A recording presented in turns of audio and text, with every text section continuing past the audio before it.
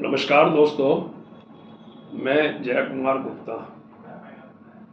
मैं काफ़ी समय के बाद करीब 1 साल के बाद आप लोगों से मुखातिब होने के लिए आया हूँ।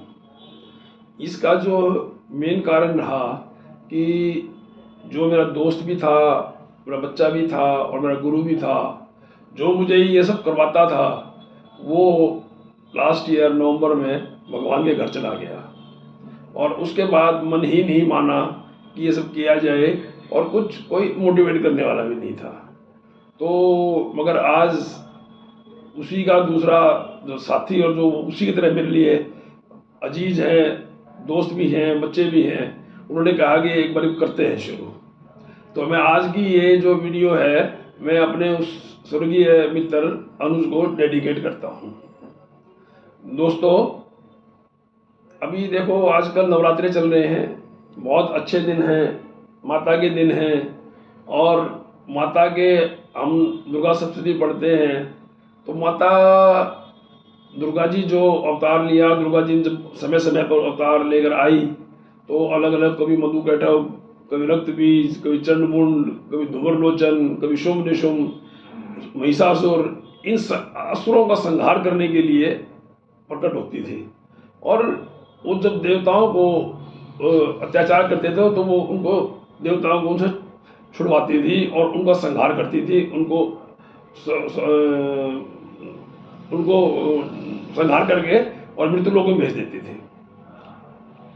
तो इसलिए ये आज हम इसका पाठ तो करते हैं, इसके व्रत भी करते हैं, मगर वहाँ सीखते नहीं कि अभी भी बहुत संसार में बहुत मनुष्य के रूप में बहुत दैत्य हैं, शुभ निशुभ वगैरह अभी भी बहुत हैं। मगर कुछ जो लोग उनको संहार कर सकते हैं उनको लोग एनकरेज नहीं करते। इसके तुरंत बाद 10वीं के दिन दशहरा होता है। दशहरा भी एक बुराई पे अच्छाई की विजय के लिए मनाया जाता है। अभी मैं थोड़ा सा बताता हूँ, जितना मुझे पता है, ज़्यादा मुझे नहीं पता है, कि मर्यादा पुरुषोत्तम भगवान श्री राम जब वनवास गए थे उस टाइम वो भगवान नहीं थे, मर्यादा पुरुषोत्तम नहीं थे, वो एक राजा थे, मगर राज्याभिषेक नहीं हो सका। आज की भाषा में कहो तो मौत नहीं हो सकी, तो वो राजा नहीं बन पाए, राजकुमारी थे और उनको वनवास हो गया, वन में चले गए, वो राजा की तरह गए थे। वहां जाके वो 14 साल जो रहे, जो उन्होंने वहां पे वन में रह के काम किए वो, और असुरों का संहार किया वहां पर भी, और मर्यादा में रहे। मर्यादा वहां पे उन्होंने मर्यादा भंग नहीं करी कहीं पर भी, नहीं तो कभी के रावण को मार चुके होते, मगर मर्यादा में रहे। तो जब वो वहां से लौट के आए तो उसके बाद वो भगवान श्री राम मर्यादा पुरुषोत्तम बने। राजा तो बने मगर साथ में ये टाइटल भी उनको मिला, क्योंकि मर्यादा में रह करके ही उनको जीत मिलती थी। वो मर्यादा भंग करते तो कोई उनको मर्यादा पुरुषोत्तम नहीं कहता और कोई उनको भगवान का दर्जा नहीं देता, राजा जो थे ना। तो इसी प्रकार से मैं जो आज बात करने जा रहा हूं, आज भी सबसे पहले तो मैं बीच में बताऊं कि आपको दुर्गा अष्टमी का और दशहरे की बहुत बहुत शुभकामनाएं, और इससे हम कुछ सीख करके आगे अपने जीवन को सुधारें। आज भी बहुत असुर हैं और उनका संहार नहीं हो पा रहा, क्योंकि असुर ज़्यादा हैं और संहार करने वाले कोई है नहीं। कोई होता है तो वो अकेला पड़ जाता है।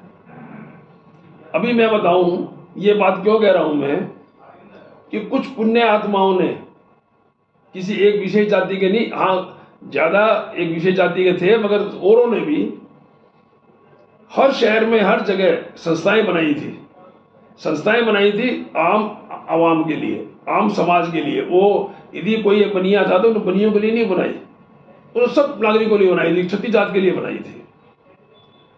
और वो उसमें क्या है, स्कूल बनाए, कॉलेज बनाए, औषधालय बनाए, तालाब बनाए, कुएं बनाए, धर्मशालाएं बनाई, जैसी जैसी पार्क बनाए, जैसी जैसी जरूरत थी, लोगों की कॉलोनियाँ बनाई भी, लोग अपने घर किराए पे लेके रह लेंगे, कुछ दुकानें भी बनाई को रोजगार कर लेंगे। मतलब अलग अलग तरीके से उन लोगों ने ये किया भाई लोगों को हम आम आदमी के लिए कुछ ना कुछ काम करें, क्योंकि उनको भगवान ने सामर्थ्य कर रखा था। अब उन चीज़ों का क्या हो रहा है, आपके अपने ही शहर की बात करें कि भिवानी में सबसे बड़े नाम सेठ किरोड़ीमल जी का नाम आता है। ये वेस्ट कॉलेज भी उनका था, भिवानी गवर्नमेंट स्कूल भी उनका था, जो आज भी लिखा हुआ है KM government school. Kirorimal park भी था, ये हॉस्पिटल भी था। आगे आ जाए आप, KM कॉलोनी थी, उधर पार्क कॉलोनी थी। ये पूरा KM स्कूल का ये पूरा घंटाघर पे पूरी मार्केट, और यहाँ पे एक गर्ल्स स्कूल भी था इसमें, जो अभी बंद हुआ है। आगे मंदिर था, जैन चौक में KM हाई स्कूल था, और भी कितनी चीज़ें थी। ऐसे ही गणपत राय हॉस्पिटल, मातृ सेवा सदन, एक इतनी अच्छी चीज़ बनाई गई थी जो कि एक नया जीवन माँ को और होने वाले बच्चे को, जच्चा बच्चा को मिलता है। उन लोगों की सोच देखो कि उन्होंने बनाया था भाई ये होना चाहिए, और कितना बड़ा शहर के बीच में बनाया गया था। आज वो बदहाल है, और आम आदमी बेचारा मजबूरी में प्राइवेट हॉस्पिटलों में जाता है, और वहाँ पे सबको पता है भाई वहाँ तो हॉस्पिटल में जो भी खर्चे लगते हैं, जैसे भी लगते हैं, वो सब उसको वहन करने पड़ते हैं, उसके बारे में कोई नहीं देखता। इसी प्रकार से जगदीश पुत्री पाठशाला बनाया था, वो जो हमारे भाई भारत के परले पार से आए थे, उनमें से किसी ने पैसे वाला था, उसने बनाया भाई कुछ लोग पढ़ लेंगे। तो अलग अलग चीज़ें, वेस्ट स्कूल बना, TIT स्कूल बना, SD स्कूल बना, कितनी संस्थाएं थी भिवानी में। मूलचंद का जोड़ था, कन्हैयाराम हॉस्पिटल था, कृष्णलाल चौहान हॉस्पिटल था, डिफरेंट बहुत तालाब थे। अब उन लोगों ने ज़मीनें भी दी थी, खुदाई भी करी थी, और बर्जियाँ भी बनाई थी। उनको कोई फ़ायदा नहीं था, उनको एक ही था कि उनका नाम जिंदा रहेगा, और आम आदमी के उस तालाब में कोई भी नहाए, कोई भी यूज़ करे, और शहर का जो बारिश में पानी होता है वो उसमें पहुंच जाए, और शहर डूबने से बच जाए, शहर में दिक्कत ना हो लोगों को। कितनी चीज़ें में सोच थी। आंखों के हॉस्पिटल थे, पूरे इंडिया में मशहूर थे, पार्क थे। तो उन संस्थाओं का आज कितनी बुरी तरह दोहन हो रहा है। कोई भी शहर का आदमी, किसी भी जाति का आदमी नहीं बोलता कि भाई ये शहर की है, ये किसी जाति विशेष की नहीं है। अब किरोड़ीमल संस्था में है, एक कलकत्ता से आके बैठा हुआ है, लूट रहा है बुरी तरह। कुछ लोग यहाँ के साथ दे रहे हैं उसको, क्योंकि वो सोचते हैं लूट का माल मिलेगा। कोई शहर का आदमी नहीं बोल रहा अभी क्या हो रहा है। किरोड़ीमल मंदिर, जिसको कि एक इतना बड़ा वो माना जाता था, किसी एक घर गेस्ट हाउस में दिखाने ले जाते थे, आज अन्न क्षेत्र बंद हो गया। वहाँ प्रसाद मिलता था, सवेरे 2-4 दाने मखाने के मिलते थे, वो बंद हो गए। उसके अंदर, गेट के अंदर गाड़ी खड़ी कर देते हैं, उसके अंदर रहते हैं। मंदिर के अंदर ये लोग रहते हैं, अभी अच्छे बुरे हमें नहीं पता क्या काम करते हैं, कुछ करते हैं नहीं करते हैं, मगर कोई नहीं बोलता अभी इस मंदिर का क्या हाल हो रहा है। तो ये सारी संस्थाएं, जितनी भी संस्थाएं हैं, अब किस किस का नाम लूँ मैं, ये मैं भिवानी के लोगों को अपील करूंगा कि ये किसी जाति विशेष की नहीं है, ये शहरदारी के लिए है।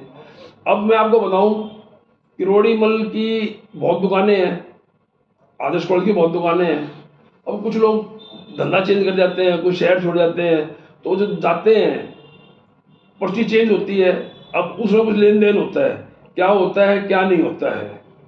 अब वो लेन देन होता है, कितना संस्था में जाता है, कितना वो जो उसको मैनेज करते हैं वो रखते हैं। तो ये सब चीज़ें सोचने की हैं कि क्यों पर्ची चेंज करने में पैसा लगता है। चाहे तो एक नंबर में चेक से लो, संस्था को लो, और उसका कोई प्रोसीजर बनाओ, भाई दुकान खाली हुई है, कौन कौन लेना चाहता है, कौन ड्रॉ निकाले, कुछ भी निकाले, कोई नहीं बोलता। मतलब ये जिस प्रकार से काम हो रहा है, धर्मशालाएं बिक रही हैं, तालाबों में एनक्रोचमेंट हो रही है, स्कूल कॉलेजों में एक कुछ चंद परिवार ही घुसे हुए हैं। जब ये शहरदारी के लिए क्यों नहीं मेंबरशिप खोलते। रोहतक में देखो कितनी मेंबरशिप खुलती है, हर साल मेंबरशिप हमेशा ओपन रहती है मेंबरशिप, यहाँ पे कभी मेंबरशिप खुलती ही नहीं। उन लोगों ने कब्जा कर रखा है।